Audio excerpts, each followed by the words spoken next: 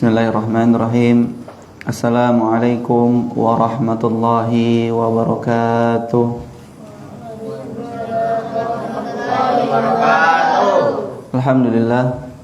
Alhamdulillahilladzi hadana lihadza wa ma kunna linahtadiya laula an hadanallah.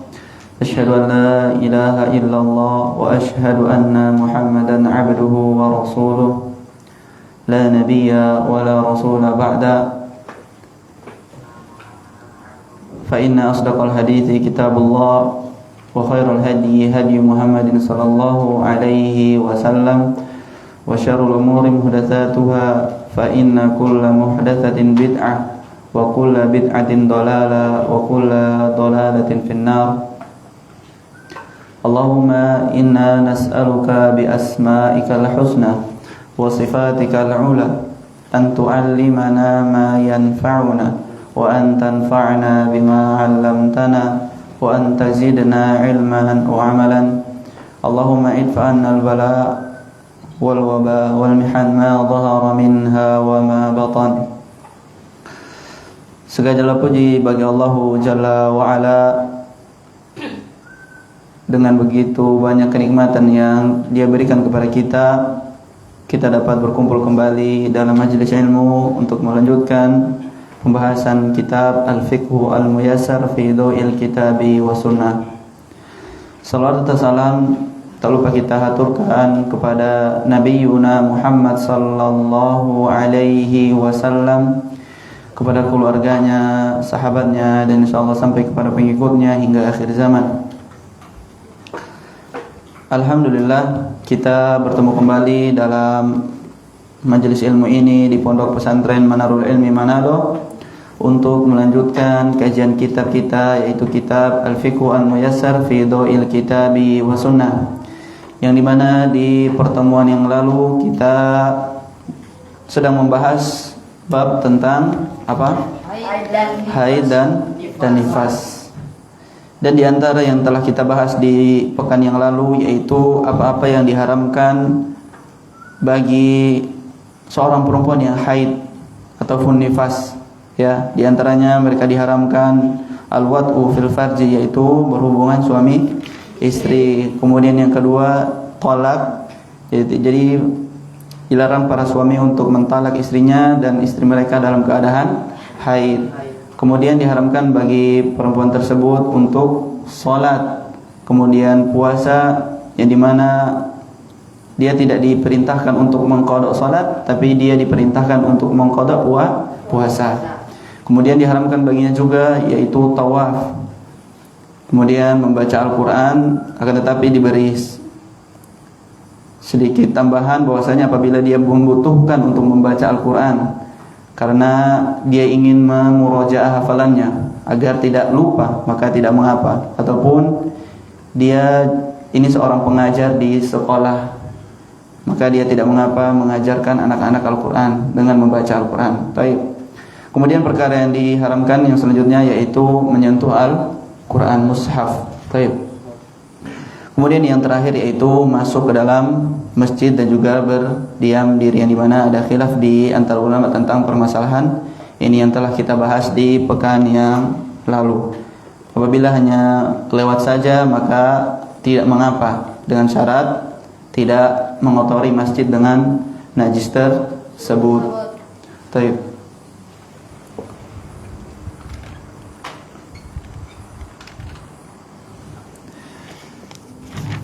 Kemudian kita membahas tentang apa yang diwajibkan bagi perempuan yang haid. Yang pertama yaitu dia wajib mandi apabila dia telah selesai dari haidnya. Kemudian haid itu menandakan tentang baliknya seorang perempuan. Kayak dia telah balik dengan datangnya haid kepadanya. Kemudian dengan haid perempuan dapat beriddah dengannya. Apabila suaminya mentalaknya maka dia beriddah dengan 3 kali haid.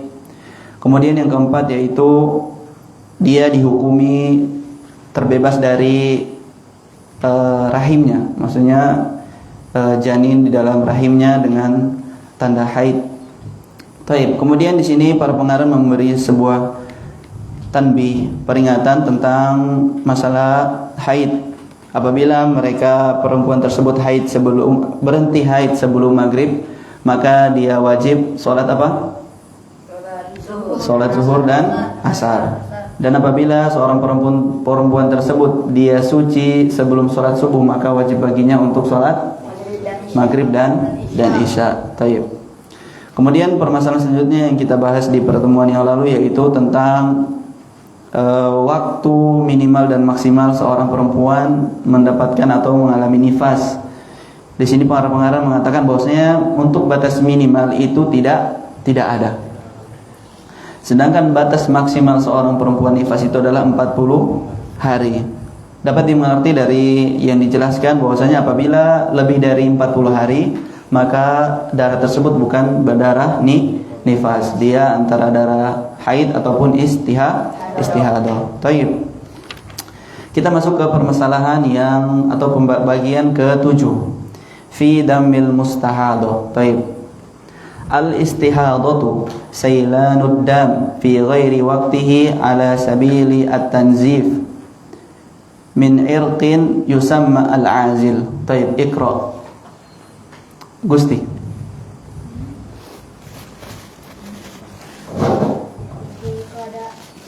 Istihadah. Istihadah adalah keluarnya darah pada saat yang bukan waktunya dengan cara mengukur dari pembuluh darah yang dinamakan al-azil.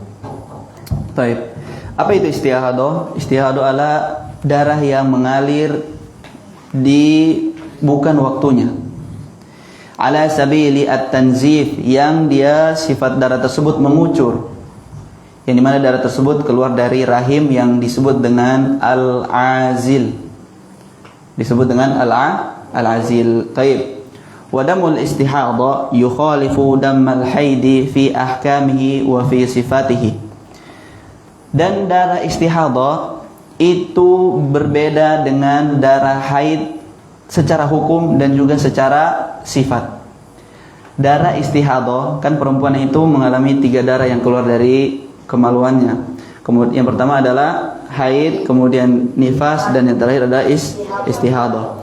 Istihadah ini berbeda dengan haid secara hukum dan juga secara sifat. Taib. Wa huwa irqun yanfajiru fir rahim sawa'un kana fi awqatil haid wa ghairiha. Darah istihadah itu darah yang keluar dari dalam rahim, sawa'un kana fi awqatil haid au ghairiha. Sama saja dia keluar pada waktu haid ataupun di luar waktu haid. Wa huwa la yamna'u sholata wala siyama wala al-waqa. Taib. Kan tadi sudah dijelaskan bahwasanya darah istihadah itu menyelisihi darah haid secara hukum dan juga secara sifat. Di antara hukum yang diselisihi oleh istihadah terhadap darah haid adalah istihadah itu tidak melarang seseorang perempuan untuk sholat. Kalau perempuan yang haid, dia dilarang untuk sholat. Sedangkan perempuan yang istihadah tidak dilarang untuk sholat, maka wajib baginya untuk sholat. Ini perempuan yang mengalami istihadah. Kemudian walal siyam. Yang kedua apa? Perempuan yang haid itu diharamkan baginya untuk berpuasa. Sedangkan darah istihadah itu tidak mengharamkan perempuan tersebut untuk berpuasa. Kemudian walal wata. Yang dijelaskan dalam pengarang oleh dalam kitab ini bahwasanya perempuan yang haid itu tidak boleh berhubungan suami istri. Sedangkan perempuan yang istihadah itu bisa untuk melakukan hubungan suami istri. Akan tetapi dalam permasalahan wata, hubungan suami istri ketika istihadah itu ada khilaf di antara ulama. Baik. Li'annaha fi hukmit tahirat. Karena istihadah itu hukumnya suci. Dia itu dihukumi dengan suci. Wa daliluhu hadithu Fatimah bintu Abi Hubais. Qalat ya Rasulullah inni ustahadu fala adhuru afa ad'u as-salata faqala la inna dhalika irqun wa laysa bil haid fa idza aqbalatil haidu fad'i as-salata fa idza adbarat faghsili anki ad-dama wa salli. Iqra ya Rizki. Dalil dari hadis Fatimah. Baca dari bahasa Arab dong. Dari baca dari Arab. Ya Rasulullah. Radit ikra Radit. Ya Rasulullah, ini ustahadu fala atawud apa ada usolah qala la inna dzalika irqun wa laysa bil haidh fa idza aqbalatil haidatu fada'i shalah fa idza adbarat faksili an kiddama wa sholli. Wahai Rasulullah, sesungguhnya aku mengalami istihadah sehingga tidak suci. Apakah aku harus meninggalkan sholat? Beliau menjawab, jangan. Sesungguhnya darah itu adalah darah penyakit dan bukan haid. Lalu bila haidmu datang, maka tinggalkanlah sholat. Lalu bila haidmu berlalu, maka cucilah darah tersebut dari badanmu dan sholatlah. Taib, sebagaimana hadis Fatimah bintu Abi Hubais, dia berkata bahwasanya ya Rasulullah, sesungguhnya saya mengalami istihadah sehingga aku tidak suci. Apakah aku meninggalkan sholat? Kemudian Rasulullah SAW bersabda, tidak. Sesungguhnya itu adalah darah penyakit irqun, darah penyakit walaysa bil al-haid, dan itu bukan darah haid. Fa idza aqbalatil haidatu fada'i shalah. Apabila telah datang kepadamu haid, maka tinggalkanlah salat. Nabi SAW tidak melarang Fatimah untuk meninggalkan salat apabila dia haid. Beliau mengatakan apabila kamu haid, tidak bilang apabila kamu istihadah. Fa idza aqbalatil haidatu fada'i shalah. Apabila kamu haid, maka tinggalkanlah salat. Fa idza adbarat faghsili anki ad-dama wa salli. Apabila telah selesai haidmu, maka mandilah atau cucilah dari mudara atau mandi juga, kemudian salat. Taib. Ini hadis yang menyatakan bahwasanya darah istihadah itu tidak melarang seseorang untuk melaksanakan salat. Fayajibu 'alaiha an yaktasila inda nihayati haidatiha al-mu'tabarah wa indal istihadah taghsilu farjaha. Taib. Apabila perempuan telah selesai dari haidnya, apa yang wajib baginya? Adalah mandi. Wa indal istihadah taghsilu farjaha. Apabila seorang perempuan istihadah, apa yang harus dilakukan? Ketika perempuan haid, kemudian dia berhenti dari haidnya, maka wajib baginya untuk mandi.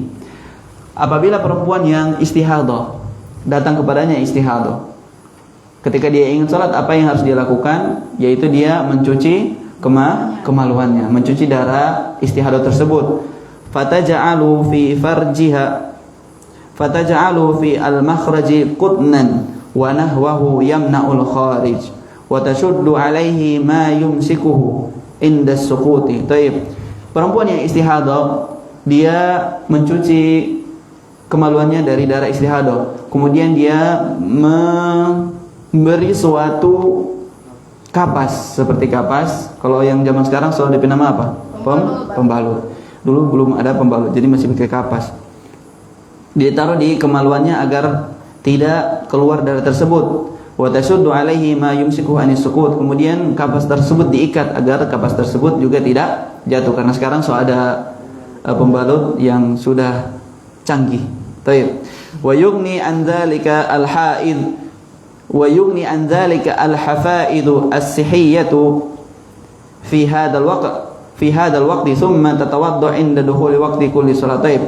Perempuan yang istihadah, dia mencuci kemaluannya. Dia harus mencuci kemaluannya. Kemudian dia menggunakan, kalau sekarang menggunakan pembalut. Wa yughni an zalika al-hafidz as-sihiyah fi hadzal waqt. Nah, zaman sekarang itu sudah dinamakan dengan pembalut. Tsumma tatawaddu inda duhuli waqti kulli shalah. Jadi setiap waktu salat dia berwudu walaupun dia belum batal. Perempuan istihadah, dia jam 11. Dia lihat dia sedang suci. Kemudian dia tahu ini bukan waktunya haid karena haidnya baru kemarin ataupun baru selesai kemarin. Kemudian dia jam 11 sudah datang darah, padahal baru tidak lama baru selesai dari haid, kemudian datang darah lagi. Maka jam 11 dia wajib untuk mencuci kemaluannya dari darah tersebut. Kemudian yang bisa dipakai yang di zaman sekarang yaitu pembalut. Kemudian dia wudu, kemudian dia sholat zuhur. Ketika mau datang sholat asar dia wudu lagi walaupun dia belum batal. Begitupun juga maghrib, isya begitu. Dia wudu setiap mau sholat. Baik. Itu apabila perempuan tersebut mengalami istihadah. Wal mustahadatu laha salasatu halatin. Dan perempuan yang istihadah itu memiliki 3 keadaan nih. Karena sering bingung apakah ini darah istihadah, apakah darah ini darah haid, apakah darah ini darah nifas. Kalau darah nifas pasti kita bisa membedakan. Darah nifas itu terjadi ketika apa? Melahirkan. Taib. Sedangkan darah istihadah itu kapan saja dia bisa datang dan juga haid. Taib. Istihadah itu memiliki 3 keadaan. Al-halatu al-ula an takuna laha 'adatun ma'rufatun bi an takuna muddatul haidi ma'lumatan ladaiha qabla al-istihadah. Taib. Keadaan yang pertama nih, perempuan tersebut diketahui waktu haidnya. Perempuan tersebut diketahui waktu haidnya. Contohnya dia biasanya haid 1 bulan itu 7 hari, 6 hari, 10 hari, 9 hari. Dia udah tahu kebiasaannya, dia udah tahu berapa hari dia haid. Udah biasa dia tahu. Fahadhihi tajlisu qadra adatiha wa tad'u salata wa siyama wa ta'udda haidan fa idza intahat 'adatuha iktasalat wa shallat wa addat ad-dam al-kharid dam al-istihadah. Baik. Dia sudah yang pertama, keadaan pertama perempuan tersebut udah tahu tentang darah haidnya. Dia itu biasanya haid 6 hari atau 7 hari, 9 hari. Dia sudah tahu. Ini kebiasaannya, 10 hari lah minimal. Ya, kita ambil 10 hari. Ini perempuan ini dia haidnya 10 hari. Nah, ketika 10 hari, setelah 10 hari datang darah setelah 10 hari, maka itu dihukumi darah istihadah. Ya, jarak habis dia darah haid cuma 10 hari. Ternyata setelah 10 hari, hari ke-11 masih ada tuh darah. Nah, itu darah dihukumi darah istihadah. Maka pas 10 hari ini dia meninggalkan sholat. 10 hari ini dia meninggalkan sholat. Kemudian dia suci kepada hari ke-10, dia suci, maka dia wajib mandi. Setelah itu datang darah, maka darah tersebut kita hukumi sebagai darah istihadah. Maka pada saat dia mengalami darah istihadah, wajib baginya untuk sholat. Sudah hilang keharaman baginya untuk sholat karena sudah habis waktu haidnya 10 hari. Setelah 10 hari datang darah istihadah, maka dia wajib melaksanakan sholat. Maka lakukan seperti apa yang kita jelaskan. Dia mencuci, kemudian memakai pembalut dan juga berwudu setiap hendak mau sholat. Taib. Sebagai liqaulihi sallallahu alaihi wasallam, sebagaimana sabda Nabi Muhammad sallallahu alaihi wasallam kepada Ummi Habibah, umkuthi qadra ma kanat tahbisuki haidatuki summa tasili wa shalli. Ummu Habibah mengatakan bahwasanya dia istihadah. Kemudian Rasulullah SAW mengatakan umkuthi qadra ma kanat tahbisuki haidatuki. Tinggalkanlah salat dengan waktu sebagaimana engkau haid. Jadi waktu haid itu tinggalkanlah salat. Apabila waktu tersebut sudah selesai, maka mandilah kemudian salatlah. Maka setelah masa haidnya selesai, darah yang datang setelahnya hari ke-11 itu dihukumi darah istihadah. Paham tuh? Paham Jaki? Baik. Keadaan yang kedua, Yang pertama, keadaan pertama, perempuan ini tahu berapa hari dia haid. Kebiasaan dia haid itu berapa hari dia tahu. 10 hari kah, 7 hari kah, 8 hari kah, 9 hari kah, dia tahu. Kemudian yang kedua, idza lam takun laha 'adatun ma'rufa. Yang kedua ini dia tidak tahu kebiasaan haidnya. Kadang-kadang dia haid 5 hari, kadang-kadang 7 hari, kadang-kadang 10 hari, kadang-kadang 8 hari. Tidak ada waktu yang menentu, yang sudah biasa baginya.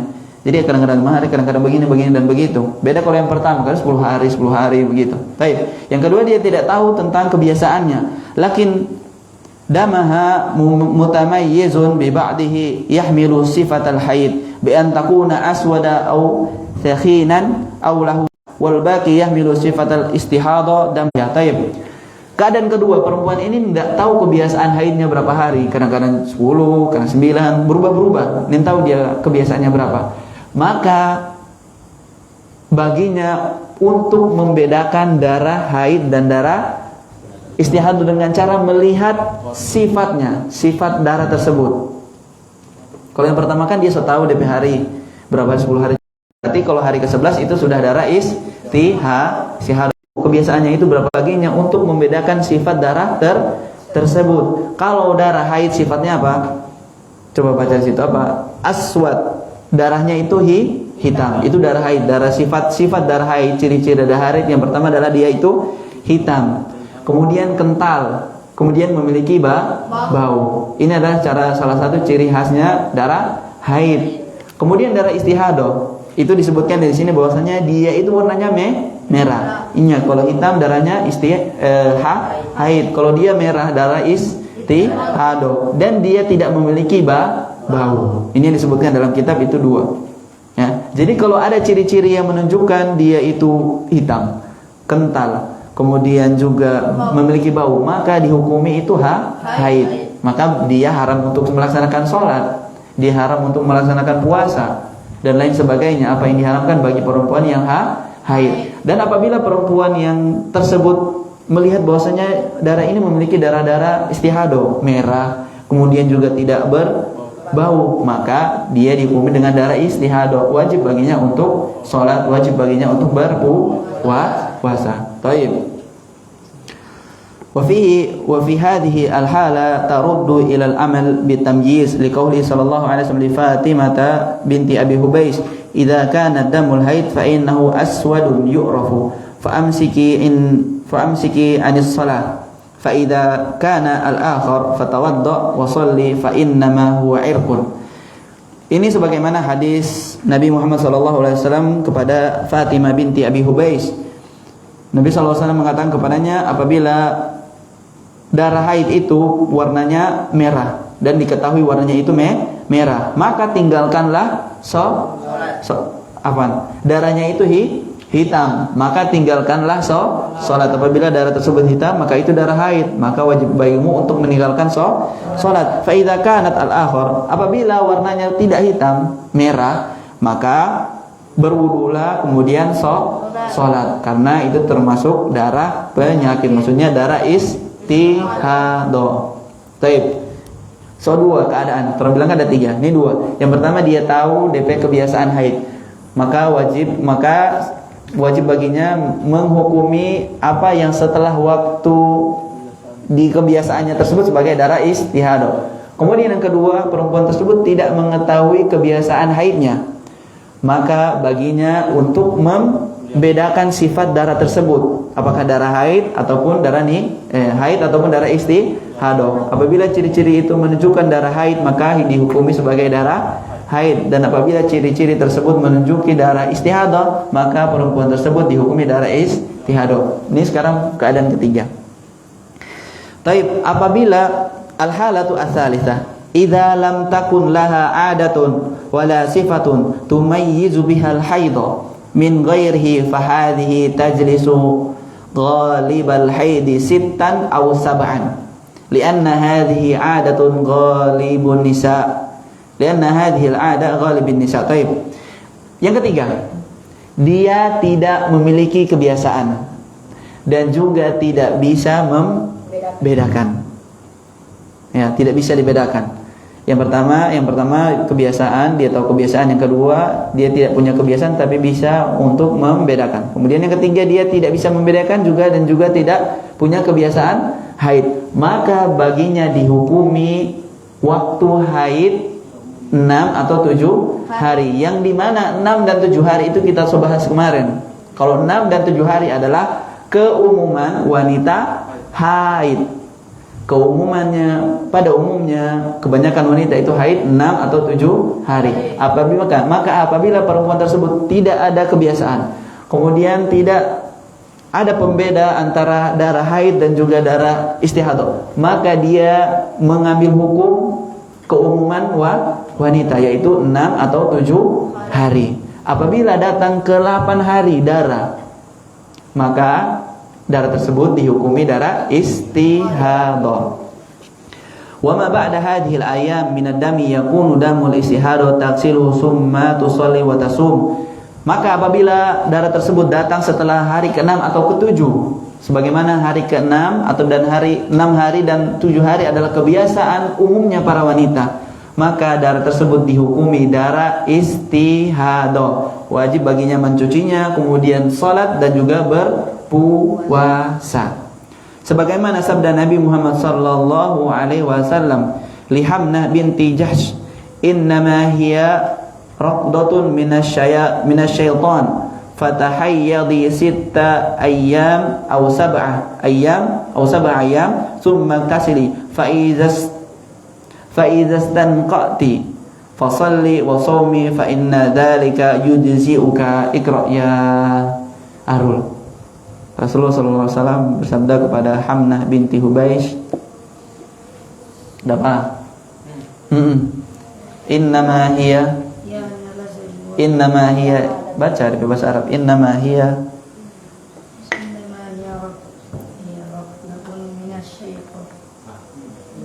betul. Fatahayyadi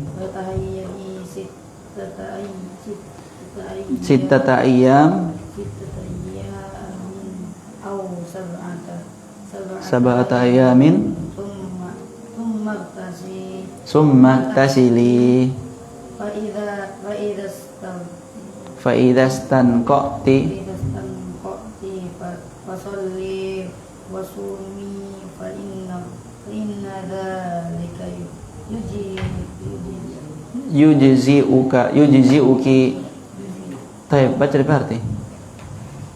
Iya, hanya sebuah baca bebay, Arul baca bebay Arul.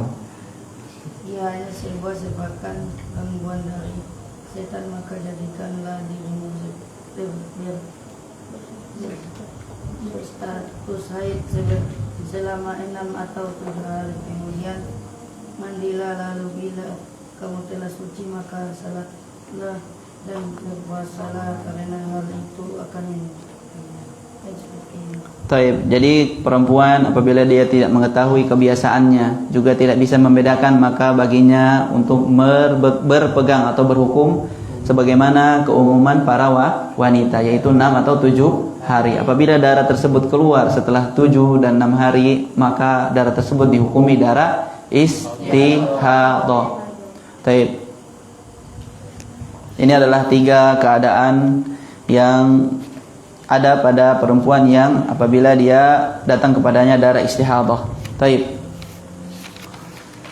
Orang yang nak lama masuk di bab yang kedua. Taib. Bab yang kedua yaitu, ini judul besar. Taib.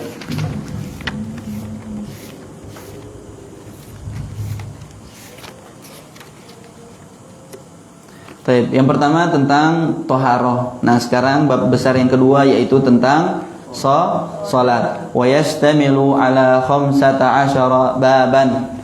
Dan dalam bab besar ini di dalamnya ada 15 bab. Jadi di anak ada 15. Al-babu al-awwal fi ta'rifis salati wa fadliha wa wujubi as-salawat al-khams. Taib. Kita masuk di bab yang pertama dalam bab besar yang kedua, yaitu bab salat.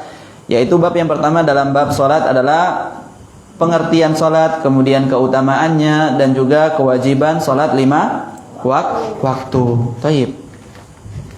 Ta'rifuha as-salatu lughatan ad-du'a'u wa syar'an ibadatun zatu aqwalin wa af'alin mahsusah muftataha bit takbir wa muhtatama bit taslim. Baik, Iqra.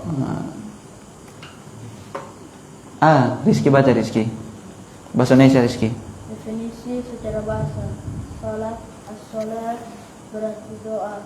Secara syar'i, salat adalah ibadah yang terdiri dari ucapan-ucapan, bacaan-bacaan dan perbuatan-perbuatan khusus yang diawali dengan takbir dan diakhiri dengan salam. Baik, Kif. Kita masuk ke pengertian dari salat. Salat, sebagaimana orang ketika membahas pengertian sesuatu maka ada dua, pengertiannya secara bahasa dan juga secara istilah atau secara syar'i.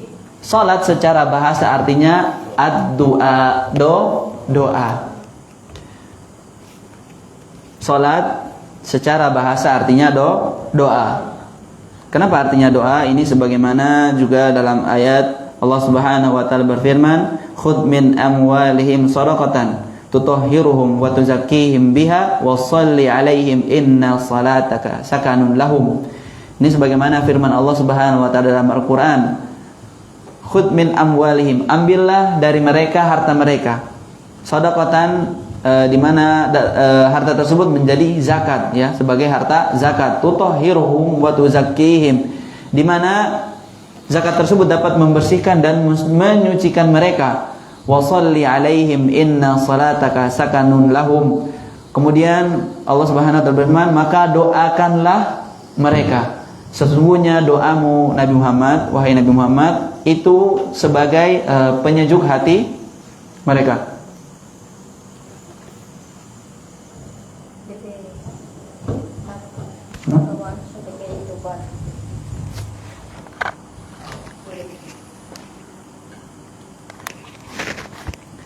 Baik.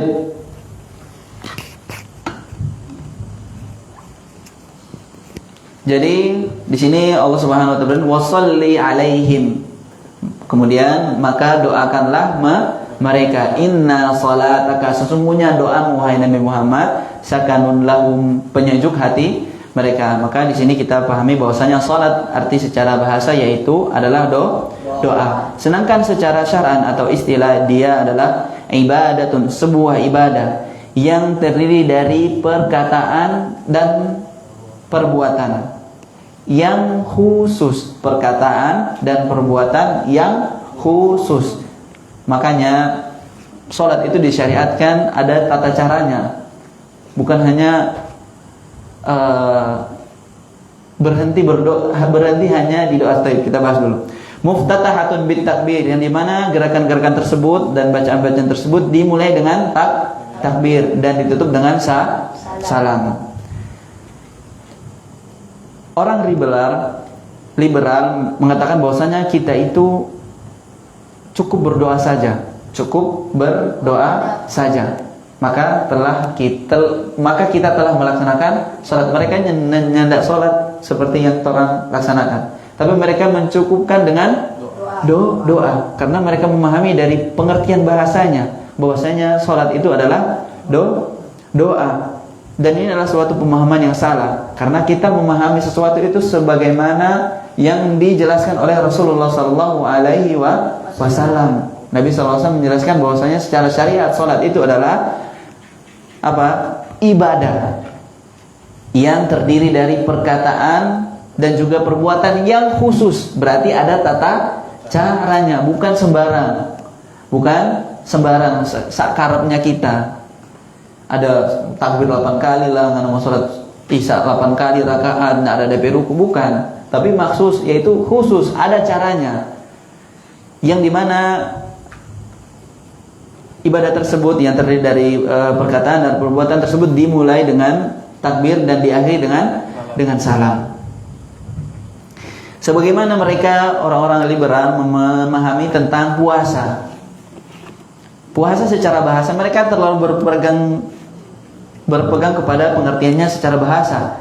Mereka mengatakan bahwasanya puasa itu cukup menahan emosi, tidak usah menahan lapar, tidak usah menahan sesuatu yang membatalkan puasa, makan, minum, hubungan suami istri. Enggak, mereka bilang cukup menahan emosi. Kenapa mereka mengatakan begitu? Karena mereka memahaminya secara bahasa saja, yaitu puasa secara bahasa adalah al-imsaku, yaitu menahan diri. Ya mereka cuma menahan emosi, dorong makan, dorong minum. Itu yang mereka pahami.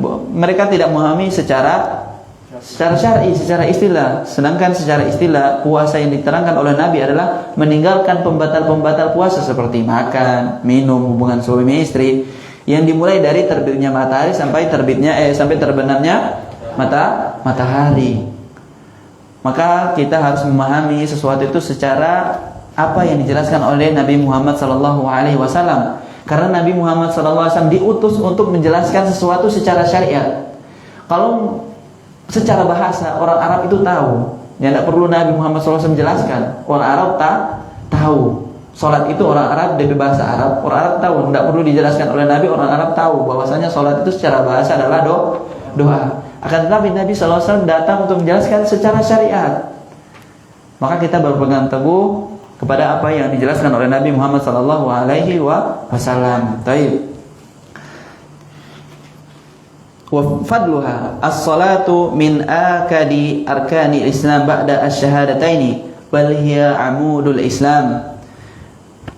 Yang kedua, ya tadi terang membahas tentang pengertian dari salat. Salat secara bahasa adalah doa, sedangkan secara istilah atau secara syar'i adalah ibadah yang terdiri dari perkataan dan perbuatan secara khusus yang diawali dengan takbir dan diakhiri dengan salam. Sekarang kita bahas tentang keutamaannya. Keutamaan dari salat adalah sesuatu yang paling ditekankan setelah dua kalimat syahadat, yang dimana ini dijelaskan dalam rukun Islam. Rukun Islam yang pertama adalah puasa di bulan apa? Arul. Kalimat syahadat. Puasa yang puasa. Rukun Islam yang pertama adalah mengucapkan dua kalimat syahadat. Kemudian yang kedua apa? Salat lima waktu. Maka ini adalah sesuatu yang paling ditekankan setelah syahadat. Dan salat merupakan tiang dari agama Islam. Sebagaimana dalam hadis juga Nabi Muhammad SAW, Rasul amril Islam wa amuduhu salat. Rasul amri apa nama Rasul amri bahasa Indonesianya? Kepala ya. Kepala dari perkara-perkara dalam Islam itu adalah kepala dari seluruh kepala dari seluruh perkara adalah Islam, dan sedangkan tiang dari Islam adalah salat. Taib. Waqad faradallahu ala nabiyhi Muhammad lailatal mi'raj. Taib. Fauqis sab'i samawat, yang dimana salat disyariatkan lima waktu disyariatkan kapan? Kapan? Saya banian dulu. Saya tanya. Saya jelaskan sampai Fadil. Kapan sholat lima waktu itu disyariatkan?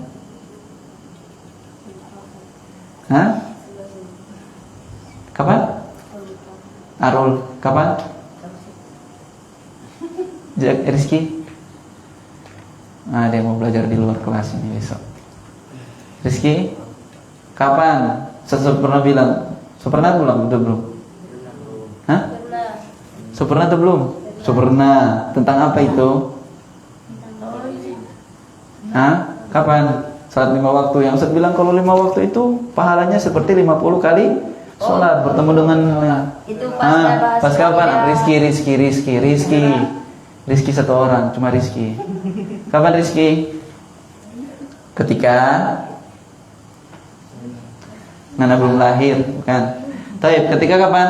Raffi, ketika?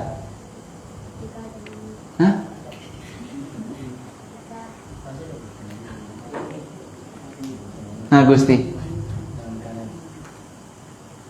Ketika Ansor. Ketika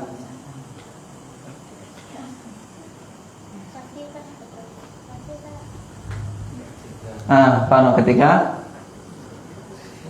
Hah? Hah? Kan? Apa Pano? Ketika Isra Mi'raj. Iya.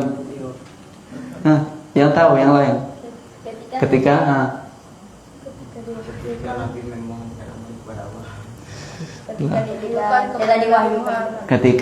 ketika Mi'raj. Isra dan Mi'raj itu, Isra artinya perjalanan Nabi dari Mekah ke Baitul Maqdis.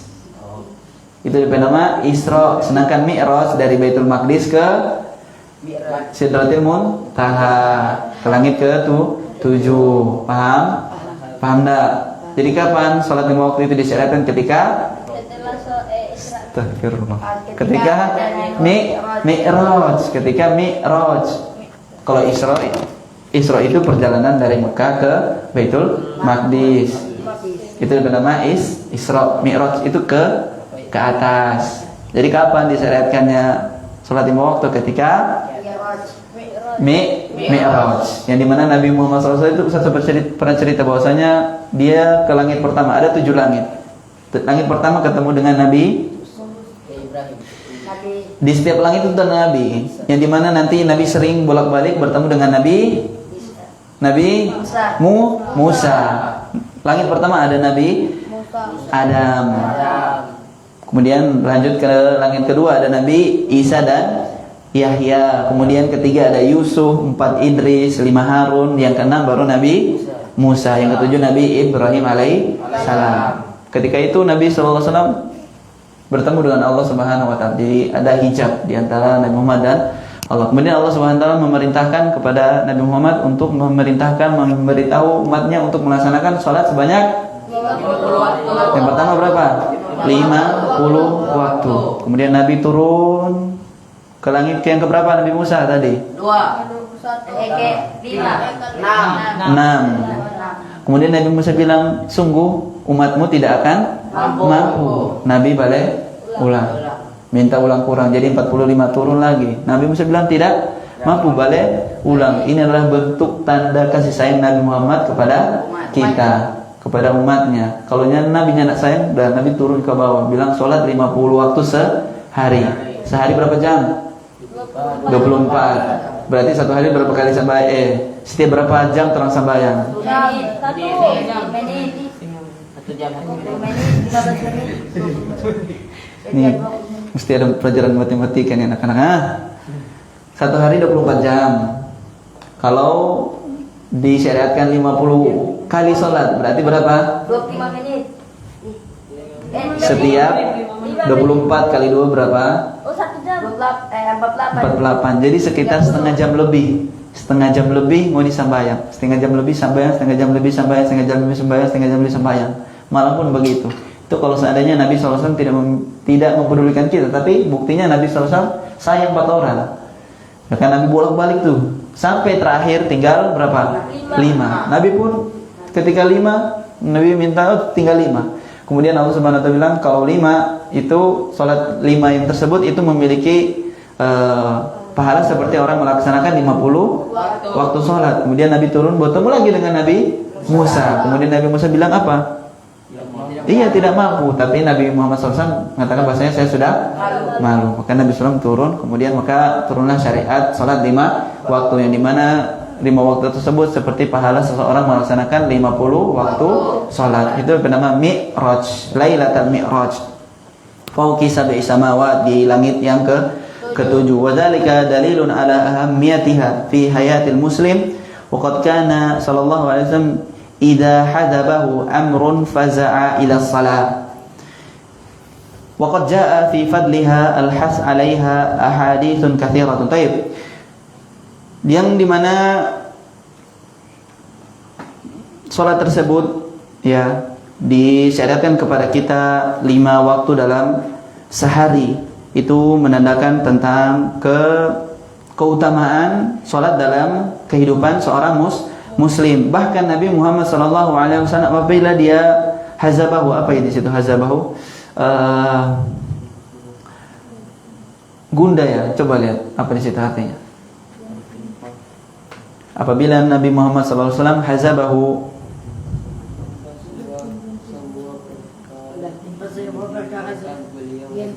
ya intinya dia Nabi SAW merasa ada suatu kejadian yang dia rasakan, genting, gelisah apa, Nabi SAW langsung sholat. Ya, itu menandakan bahwasanya sholat itu menenangkan hati. Wa qad jaa fi fadliha al-hadd wal hasu 'alaiha ahaditsun katsiratun. Kemudian telah datang banyak hadis yang menunjukkan tentang keutamaan dari sholat. Taib. Di antaranya terambah satu ada banyak, ada dua di sini. Di antaranya qaulu sallallahu alaihi wasallam as-salawatu al-khams wal jum'atu ila al-jum'ah wa ramadan ila ramadan mukafaratun lima bainahun majtunibat al-kaba'ir. Taib. Salat 5 waktu. Nabi Muhammad SAW bersabda, salat 5 waktu, kemudian Jumat dengan Jumat yang selanjutnya, kemudian Ramadan dengan Ramadan yang selanjutnya, itu mukafaratun lima bainahuma, yaitu penghapus dosa selama dia menghindari atau dia menjauhi dosa-dosa yang besar. Maksudnya di sini apa? Salat itu menghapus dosa-dosa, akan tetapi dosa apa yang dihapus adalah dosa kecil. Jumat dengan Jumat ini sama Jumat dengan Jumat yang akan datang adalah penghapus dosa bagi orang. Ramadan ini dengan Ramadan yang akan datang itu penghapus dosa, akan tetapi dosa yang dihapus adalah dosa-dosa kecil. Akan tetapi bukankah orang dosa kecil juga banyak kan?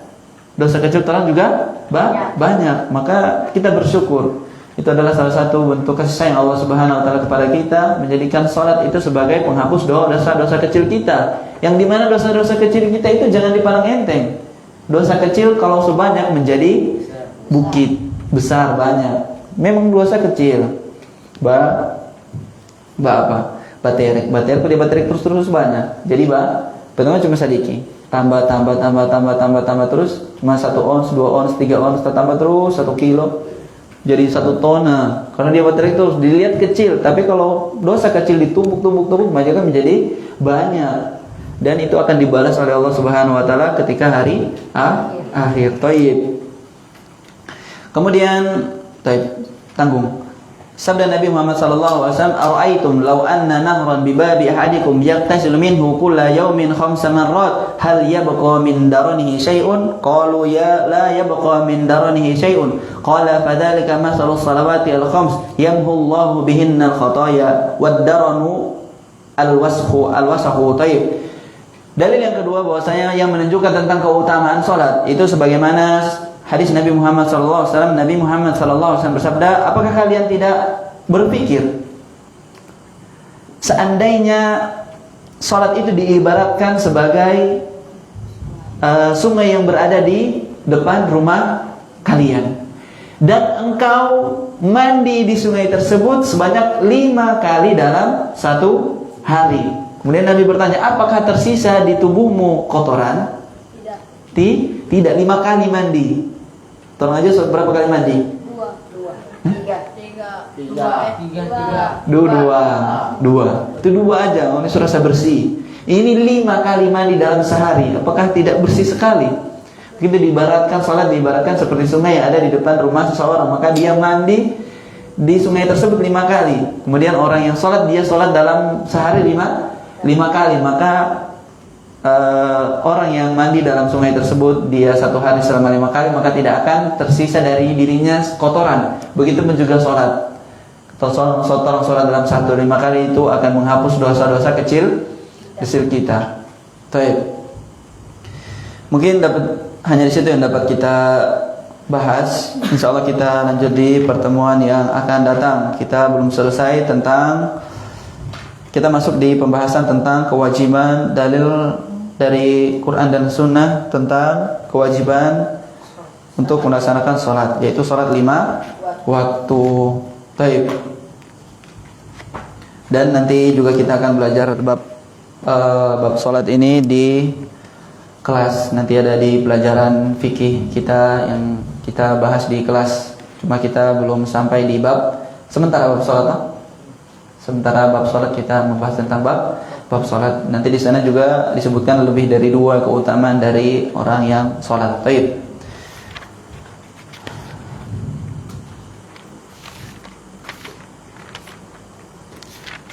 Baik, marilah kita tutup kajian kita pada hari ini dengan membaca doa kafaratul majlis. Subhanaka Allahumma wa bihamdika asyhadu an la ilaha illa anta astaghfiruka wa atubu ilaik. Baik, assalamualaikum warahmatullahi wabarakatuh. Waalaikumsalam.